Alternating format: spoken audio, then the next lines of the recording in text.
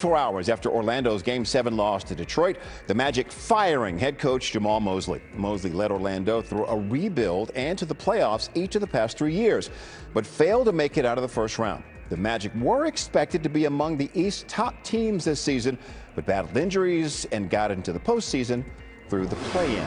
Now, in the Mosley era in Orlando, the Magic sat at the bottom of the league in three-point field goals made per game.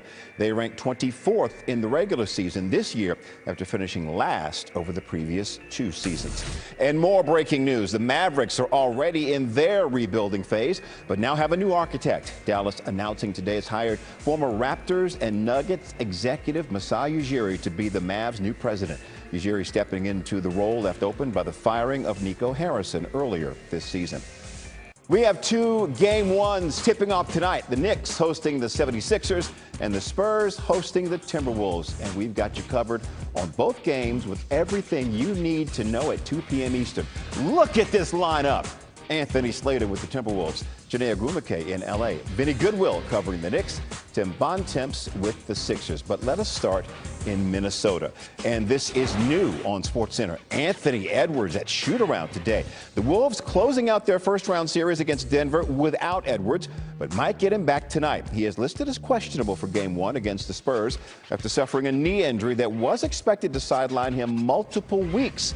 Instead, Ant may end up missing just 2 games if he suits up in San Antonio tonight. NBA reporter Anthony Slater joining us now live. Anthony, you were just at Wolves shoot-around. What's the latest on Anthony Edwards and his status for tonight? Yeah, Anthony Edwards was out here a couple hours ago, and when we walked in, when reporters were let in, he was putting a sleeve on his left, injured knee, and then after that, he got out and he took some, normal, I guess, rhythm jumpers. I saw him doing a couple like one dribble step back type moves, maybe testing that knee a little bit. This is a urgent, rushed moment for Edwards on the knee. It was 9 days ago. You probably remember the video of how it bent backwards, hyperextended bone bruise. This is very much on the front end of a theoretical recovery time. But, as Julius Randle said this morning, he calls him Wolverine for a reason. This guy heals very quickly. I think it's a little stunning to a lot of people that it might be Game 1. But I think even if it's not tonight, what the Spurs now know is they are going to see Anthony Edwards in this series, and probably pretty soon. That is an appropriate nickname, Wolverine. The Wolves, by the way, 15-10 without Edwards in the lineup this season. We'll see if he can go tonight. Anthony, thank you so much for the insight. We appreciate you. Let's bring Janae Agumake into the conversation. Janae, if Ant is able to go, what will you be watching closely in Minnesota's offense?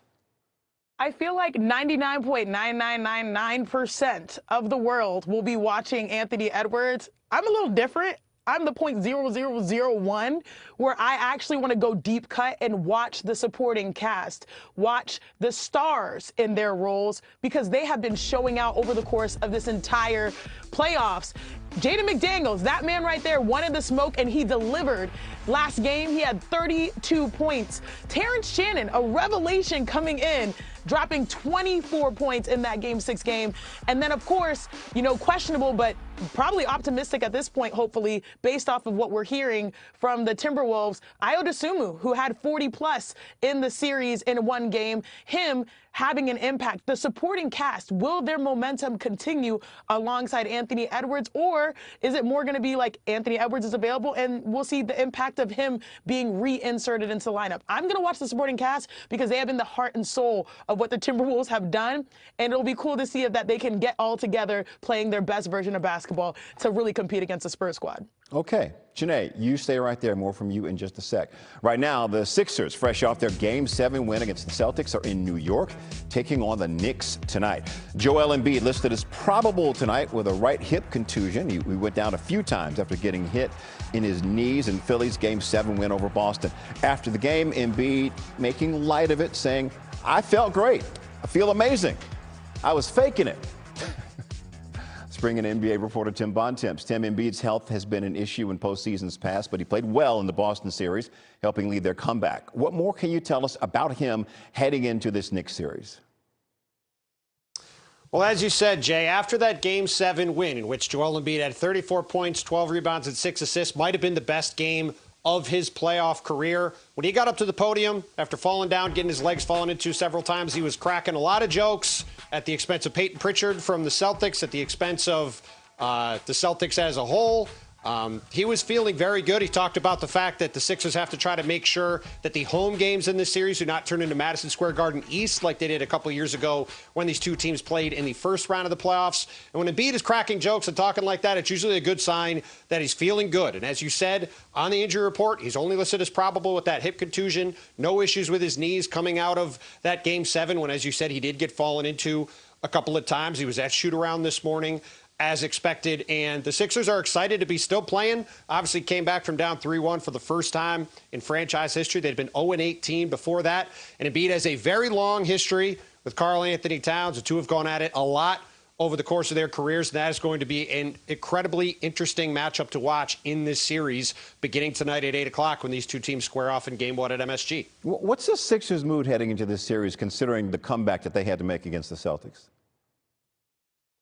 I mean, Jay, they're really excited to keep playing. I mean, this is a Sixers team that throughout the season never really had their full complement of players. They had Paul George get suspended for 25 games, missing most of the back half of the season. They start to get on a run down to the end of the regular season. Then Joel Embiid has an appendectomy 3.5 weeks ago. Doesn't look like he's going to be available potentially for their first round series at all. But then in the span of 5 days, they win games 5, 6, and 7. They completely flip the series around. Embiid has maybe the best 5-day stretch of his postseason career. And now they come into the series against the Knicks feeling incredibly confident about the momentum they've built and the fact that they're walking into this series fully healthy. Because as you know, Jay, the question with the Sixers going back to when they signed Paul George a couple of years ago has never been the talent on the roster. It's been whether that talent will be available. And after a season where there's been all sorts of fits and starts, their guys are all healthy and ready to go to start this series against the Knicks, and we'll see how they play tonight. Should be a good one. Tim, thank you so much. See more with you a little bit later. Now, Embiid was still in the mind of Jalen Brown after Boston's Game 7 loss to Philly.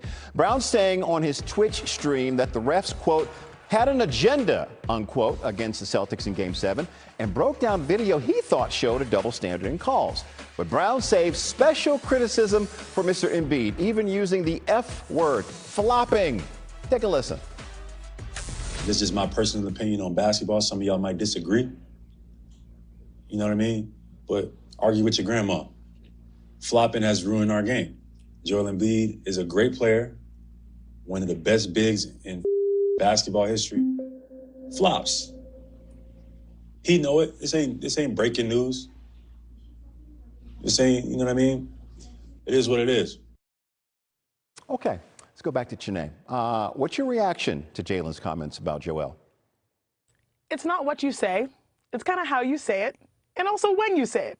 Fresh off a loss on a Twitch stream where everyone's tuning in because they want to know your thoughts after a really tough collapse versus the Philadelphia 76ers, I would just say maybe give it a week before you give us your true thoughts. Now, it is 2026, and this is the nature. People are more candid. Players take control of their narratives, and they're not afraid of the media anymore, or at least sharing their opinions. And I do think that Jalen Brown has embraced this villain role because people have sort of seen him as such, especially the second half of the season. I'll never forget when he got ejected versus the Spurs when he was trying to ascend to become an MVP, and he was very vocal. He's been consistently vocal. I would just say this.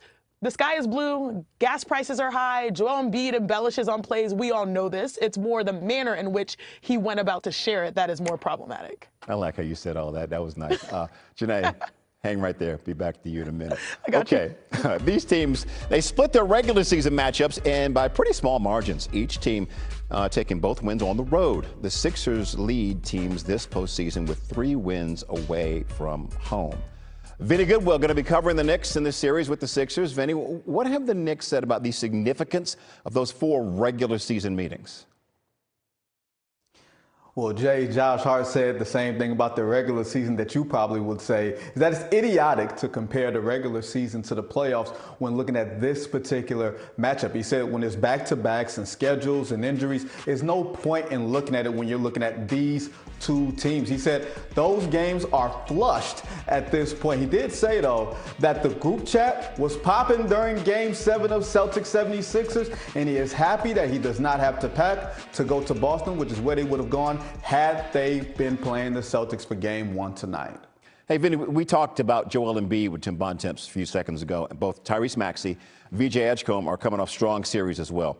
What sort of challenge do those two players pose defensively for New York? It's like going from listening to a podcast at 1 speed to times 2.5. That is what Tyrese Maxey and VJ Edgecombe do compared to CJ McCollum. And that's where the Knicks are going to have a little bit of a matchup problem. Josh Hart is the guy that wants to slow them down. Josh Hart is going to have to choose, or the Knicks are going to have to choose, which of those players he's going to have to deploy, because we know Jalen Brunson is not a defensive stopper. Josh Hart said, hopefully the refs will allow me to be physical so that I can slow them down myself. We all know, especially with Embiid and how he's played, averaging 32 in the 2 games that he's played against the Knicks, fouling out Karl Towns in 16 minutes and 1, officiating is going to be a huge emphasis in this series on both sides of the ball. Looking forward to it. Vinny, thank you so much for your insight. Let's go back to Chiney right now. Chiney, fill in the blank for me. New York wins game 1 if the Cat stays on the attack. Karl Anthony Towns remains in attack mode. Finally, I'm so happy the New York Knicks have realized that he is truly the centerpiece. Literally, he's the most important piece as a center.